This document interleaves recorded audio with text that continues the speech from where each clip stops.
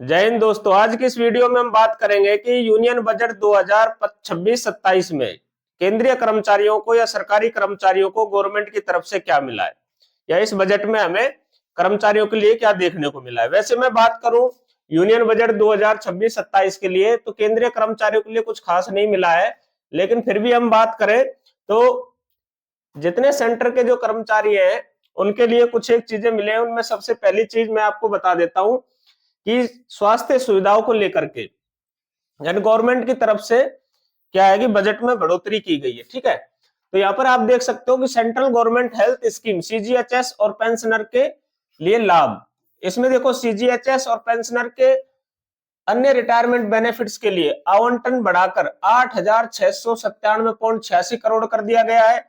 पिछले रिवाइड अनुमान से 7.29% है, जो ये क्या है अधिक रखा गया है। वहीं हम बात करें सेंट्रल हॉस्पिटल्स के लिए, तो बजट बढ़ाया गया है इसके अंदर भी, और ये बजट है जो 4,599.66 करोड़ रुपए कर दिया गया है, जिसमें 9.34% की क्या की गई है, वृद्धि की गई है। इससे सरकारी कर्मचारी और रिटायर्ड कर्मचारियों को बेहतर स्वास्थ्य सुविधाएं मिलेंगी। ठीक है, इसके अलावा और सरकारी कर्मचारियों के इस बजट में क्या देखने को मिला है, तो हम बात कर लेते हैं यहाँ पर।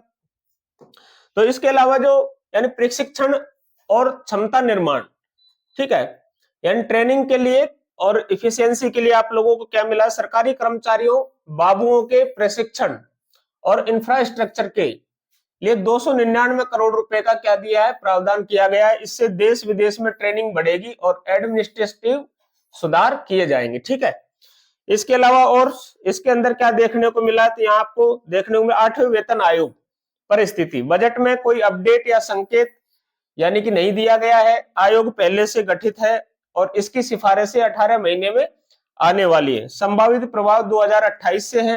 कर्मचारी यूनियंस फिटमेंट फैक्टर 2.0 से लेकर 3.25 तक की मांग कर रही है, लेकिन बजट में कोई घोषणा नहीं की गई है। ठीक है, तो कहने का मतलब 8 पे कमीशन को लेकर के, पेंशन को लेकर के किसी भी प्रकार का इसमें यानी कि घोषणा है जो सरकारी कर्मचारियों के लिए नहीं की गई है। इसके अलावा अगर हम बात करें तो देखो 2026-27 केंद्रीय सरकारी कर्मचारियों के लिए कोई बड़ा सीधा लाभ जैसे सैलरी बढ़ोतरी, फिटमेंट फैक्टर या 8वें वेतन आयोग की कोई नई घोषणा नहीं की गई है। ठीक है, वित्त मंत्री निर्मला सीतारमण ने बजट में मुख्य रूप से इंफ्रास्ट्रक्चर, मैन्युफैक्चरिंग, युवा रोजगार, आर्थिक विकास पर फोकस किया है। हालांकि कुछ अप्रत्यक्ष व प्रत्यक्ष लाभ है जो सरकारी कर्मचारियों को जो मैंने बताया वो थी। इसमें देखो ना तो डियरनेंस अलाउंस के बारे में बताया गया है। वैसे कई मीडिया रिपोर्ट्स में जैसे हमने बताया कि भाई जो डीए कैलकुलेटर है उसके हिसाब से 60% डीए जो 2% बढ़कर के 60% होने वाला है। ठीक है, किसके आधार पर, AICPIWN के आधार पर। लेकिन सरकार ने डायरेक्ट घोषणाएं जो इस बजट के अंदर नहीं की है। ठीक है, अगर हम बात करें ओवरऑल, इसमें हम बात करें अन्य प्रत्यक्ष लाभों में, तो अन्य प्रत्यक्ष लाभों में हम देखें तो सरकारी कर्मचारियों के लिए अन्य प्रत्यक्ष लाभ कौन कौन से हैं। इनकम टैक्स स्लैब या रेट्स में कोई बदलाव नहीं किया गया है, इसलिए सैलरीड कर्मचारियों को टैक्स राहत नहीं मिलेगी। विदेश यात्रा, शिक्षा और मेडिकल पर टीसीएस घटा करके कितना कर दिया गया है, 2% कर दिया गया है। पहले कितना था, 5 से लेकर के 20% था। ठीक है, जो विदेश जाने वाले कर्मचारियों के लिए फायदेमंद हो सकता है। कोई ओपीएस या एनपीएस में बड़ा बदलाव नहीं किया गया है। ठीक है, यानी किसी भी प्रकार का ओपीएस या एनपीएस में बड़ा बदलाव नहीं किया गया है।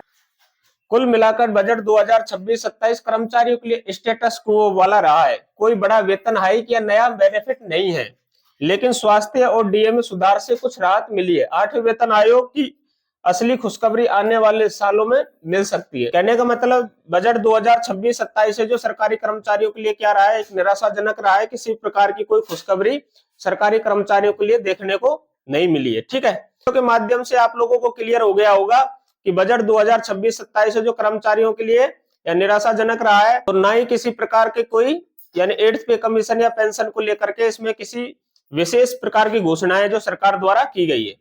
ठीक है, तो आज की वीडियो में बस इतना ही। इस वीडियो को करता हूं मैं यही समाप्त। जय हिंद, जय भारत।